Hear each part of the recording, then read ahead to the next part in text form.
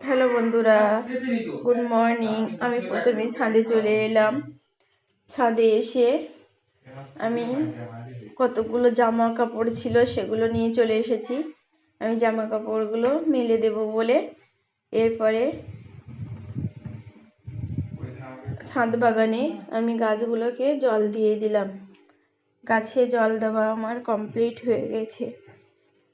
গিয়ে দেখি কতগুলো কুমড়োর ফুল ফুটেছে কুমড়ো গাছে, সেগুলোকে তুলে নিলাম। কুমড়ো গাছের ফুল তোলা আমার কমপ্লিট হয়ে গেছে। কে কে তোমরা কুমড়োর ফুলের বড়া ভালোবাসো আমাকে জানাবে। তারপরে আমি দেখলাম ভেন্ডি গাছগুলোতেও ভেন্ডি হয়েছে কিছুটা। ভেন্ডি তুললাম। দেখো আমাদের ছাদ বাগানে গাছের কি চেহারা। পাশে পুঁই শাক গাছ, পালং শাক সব গাছ হয়ে আছে। প্রতিদিনই আমাদের ভেন্ডি তুলতে হয় ছাদ বাগান থেকে। ভেন্ডি গাছেও কত ফুল ফুটে আছে। ভেন্ডি গাছে কত ফুল, একে একে ফুল। আমরা গাছের নিচের পাতা সব কেটে দিয়েছি।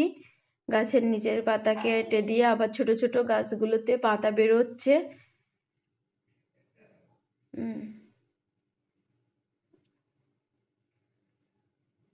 দেখো আমার এই ছাদ বাগানের ভিডিও তোমাদের কেমন লাগে জানিও। যদি ভালো লাগে কমেন্ট করো।